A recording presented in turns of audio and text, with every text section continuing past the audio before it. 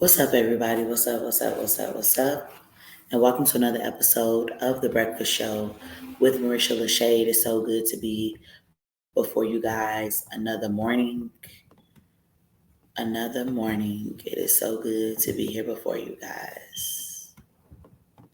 So, welcome to season 5. Season 5 continues on The Breakfast Show, Marisha LaShay. I am still celebrating, okay? So, it was good to have that little time off, but now I'm back, giving honor to God who's the head of my life. I have had the opportunity to complete 4 seasons before I have arrived here at season 5, and I do not take the opportunity lightly nor for granted. I appreciate God for being with me and being an inspiration from different places that I have been and people that I have met. I'm eternally grateful, and I will always keep expressing my gratitude because it keeps me grounded, but it also keeps me humble. Meanwhile, going on to my acknowledgments, of course, I always have to take this time out to thank God for what He is doing in my life currently, from the good, the bad, the ugly. Definitely have to give God like all the praise for all my different gifts, all my different talents, my work ethic. Definitely shouting out my parents, my son, like everybody who definitely supports the movement, who supports me, who loves me. And, I can't forget my boo. Yeah, all my supporters who have been tuning in, listening, all that. Thank you guys so much. I'm grateful for you guys. I'm grateful for the continued support. I'm definitely grateful for just the outlook that I have been, just kind of taking in since I've been back with season 5 as we've been continuing, what to do next. It's so much that's been coming my way that I've just been having to just put it on pause and put it on freeze for just a moment because I have to collect myself. But overall, I'm definitely just grateful for this opportunity just to be able to write, to edit, to showcase, to market all of everything that I have been working on thus far. Thank you. So, moving on to the history of the Breakfast Show with Marisha LaShay. Originally, back in November of 2020 during the pandemic, my dad and I were working on projects and having morning meetings. During these morning meetings, we would get a lot of things done, but one particular morning, my dad and I created the Breakfast Show with Marisha LaShay because we would ask each other thought provoking questions. And I ran with the idea of being able to reach a bigger audience with some of these thoughts and questions and concerns and ideas, being able to actually create a safe space for people to engage my content.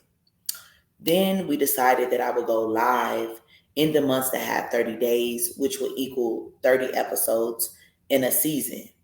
So the particular months that have 30 days will be April, June, September, and November, of course. So today is day 14 of the Breakfast Show with Marisha LaShay. It'll be in effect for the next 16 days. So I want to be able to continue to run this marathon using my gift of gab to inspire, to motivate, and to encourage others to reach for the stars based on their own dreams and aspirations and ideas of what they will possibly want to do. Everybody have goals, everybody have dreams that they would like to achieve. And allow me to be the inspiration for that. Allow me to, just be before you guys and to show you that anything is possible because I never thought it was actually going to be possible to go beyond just the social media platforms. I've been on Facebook and I would go on Facebook every day at 5:30 a.m., 5:30 a.m. and just go and just go and just go season after season. And it's not easy. It's not easy doing it all by yourself, but it gets done. Meanwhile, so the countdown is going to be 16 more days as I will come before you and continue to bring you content. So, for the next part of the show, we already know that the mental check in is very essential, especially when you're starting your day. It is measured on a scale 1 to 10, 1 being the worst day of your life, 10 being the best day of your life.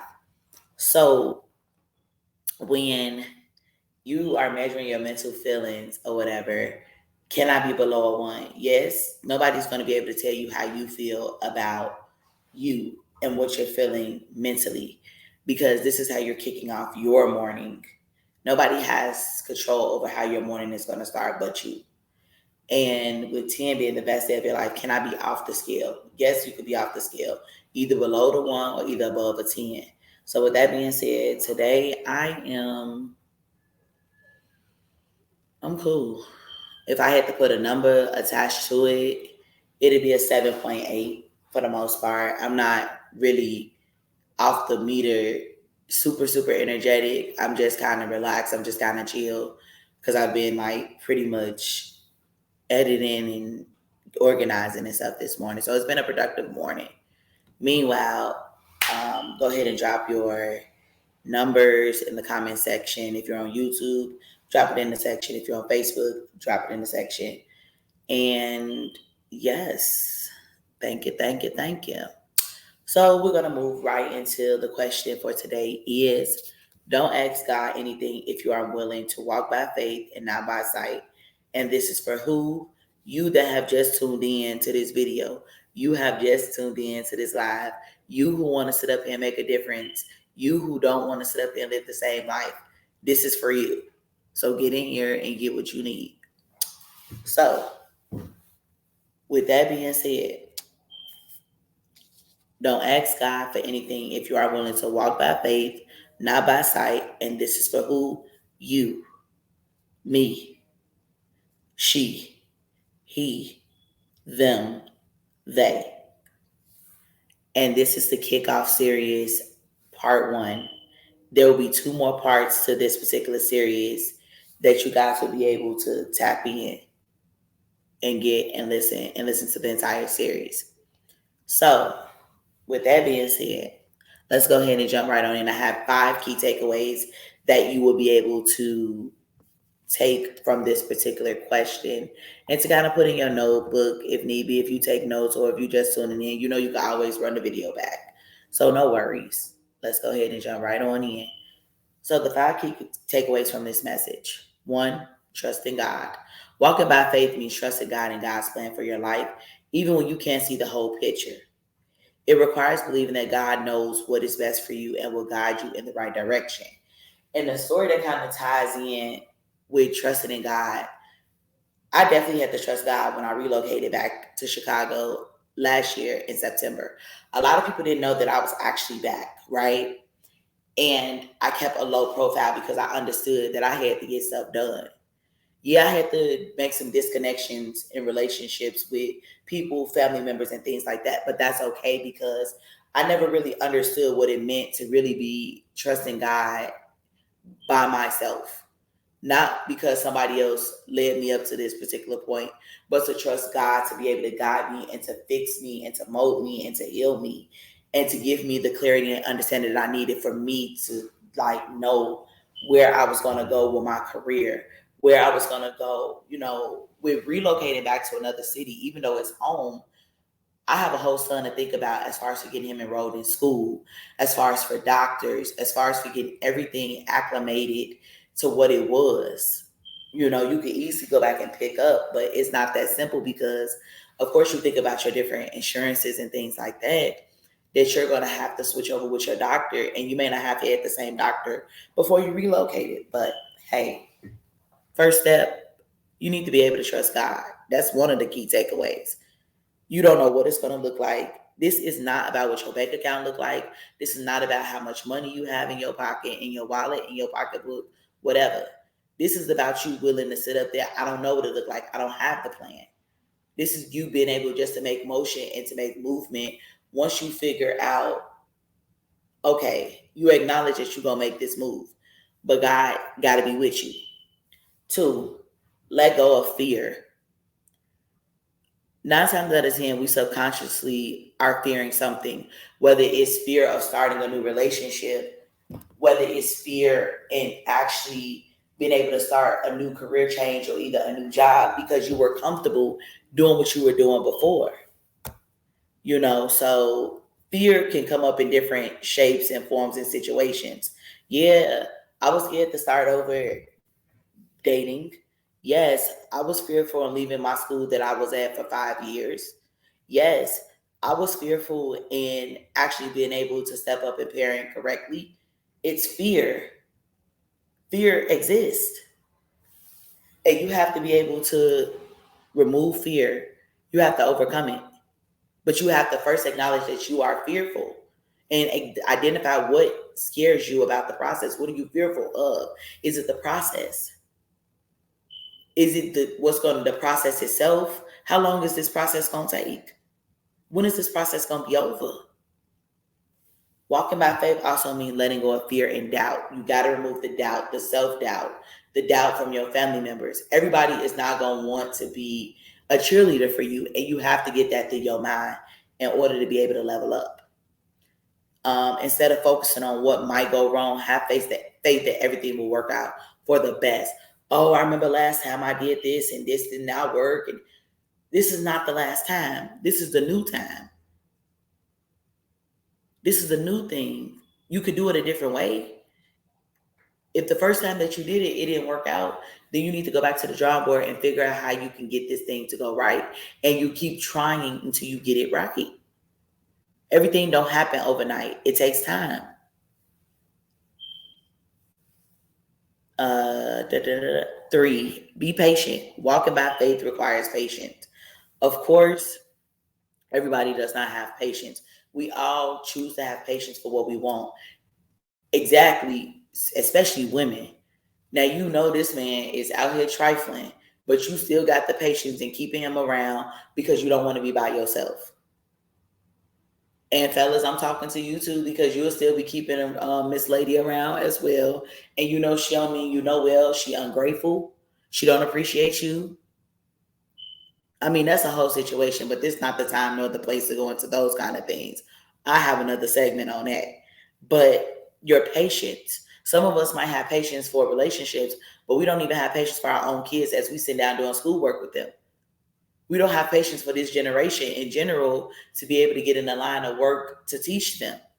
With me being an educator, I find patience every day because some of these kids, I could just drag them across the whole school. But what is that going to do? Nothing. They're not my children. They're with me from this time period and I give them back. They're with me 5 days a week. When it's all said and done, it's basically a setup of a parental agreement because these kids are with educators from the time that they walk in and their parents drop them off. It aligns to a regular 8-hour workday. So, hey, meanwhile, so the third thing was to be patient. Walking by faith requires patience. Sometimes it takes longer than you expect for prayers to be answered, but have faith that God is working behind the scenes to bring about the best possible outcome. I know that sometimes we apply for jobs and we get rejected. That no does not mean, that you won't have access to this. You might not be mentally ready in the season that you are in your life. Because I know that my cousin and I, we were talking or whatever, and she applied for a job the first time in one season of her life. And then she came back and did a follow up and she got it the second time. Why do you think that she got it? Maybe she acquired more experience. Maybe she was prepared mentally to be able to receive the financial increase because just because we're making more money, we might not have the wisdom to manage our money. We might not have the discipline to manage our money and allocate, hey, this is where this money needs to go. This is where it needs to be. I need to be able to have a savings plan. I need to be able to have stocks. I need to be able to have investments. Start early. It's not too early teaching your kids about stocks and investments, 401ks, how to max out the best plan for your 401k. If a company is matching at 6%, then you want the maximum. Max out a Roth IRA. You want to max out $6,000. Get it and go. That's another segment as well. Meanwhile, back on it. So, fourth thing, take action. Walking by faith doesn't mean sitting around and waiting for things to happen. It requires taking action towards your goals and trusting that God will guide you along the way. If I say that I want to sit up here, going back to my example of med school, what are you doing to get prepared for med school, Marisha? What have you done? I'm a published author. I have 2 scientific papers out right now. Oh, I went to an internship where I was one of the 5 Black kids. Oh, what else have you done? Oh, I pulled out 3 or 4 research projects. What else have you done? Oh, in the midst in between time, I have given back to the community by working in the inner cities of Chicago and Atlanta at Title I schools, helping the youth by creating after school programs. What else have you done? Oh, I've decided to create a podcast to be able to reach an audience and be able to share my journey in life. Just rambling off that and knowing what you're doing to take action to live the life and create the life that you want. That is how you do that. And God has guided me and showed up and showed out in so many ways. It just starts with action. It start what you gonna do. Don't ask God what he gonna do. What are you gonna do? Give him something to work with. If you don't have no type of focus or no ideas on where you possibly want to go, then you will keep twiddling your thumbs and you will keep going around in a circle of motion instead of you walk in a straight line. But I digress. Moving on. 5, keep the faith. Finally, walking by faith requires perseverance. Perseverance. Even when things get tough, keep the faith and trust that God is with you every step of the way. That's easier said than done. I'm going to just be real with you because sometimes we get in our own way and that kind of touches back on self-sabotaging. We talk ourselves out of opportunities. Obedience creates opportunities. Options create opportunities. The opportunity is waiting before you. You have to decide when you're ready to engage or embark on that journey of opportunity and having options. That's a blessing. Because if you just stuck and you have no options, then you got to take what you can get at that point. So I'm going to go ahead and recap these 5 takeaways, and then I'm going to add some things to go along with the takeaways to kind of just break it down. 1, trust in God. 2, let go of fear. 3, be patient. 4, take action. And 5, keep the faith. Along with all 5 of these things, I have 5 things, 5 characteristics that you could definitely align with trusting in God. Trusting in God means you have to be disciplined. Letting go of fear, you have to find a focus. Being patient, you have to be able to have clarity. Number 4, being able to take action with faith. And number 5, keeping the faith, your mental to stability. If you have to seek out help with talking with others, please do so. If you need a therapist, please find the resources that you need as it relates to your mental stability and these things of discipline, focus, clarity, faith, and mental stability. So, with that being said, that is the close of the show. Before I get up out of here, let me go ahead and share with you the current stats of my current goals that I recently shared with you guys back in November. My first goal was to expand my listening base to 1,000 listeners. I'm currently at 449 currently listening. Then my next goal was to expand on an international platform to a couple countries. I started off with 0. I grew from 0 to 7 countries, from 7 countries to now 12 countries. I have 183 countries more to go. So yes, all my goals are going to be ongoing. Each year as I celebrate my anniversary, I will continue to add more goals. Also, I started off on maybe 2 to 3 platforms, maybe 4. Now I'm on 10 different platforms, Apple Podcasts being one of them. But subscriptions will begin to come sooner than later. It's a lot of background work and things that I have coming for you. I'm also getting ready to drop something for you guys in May, so please stay tuned for that. But that's pretty much it for me. You guys have a great day. Thank you guys for tuning in. Thank you guys for listening. I'll talk to y'all tomorrow, same time, same place. That's it.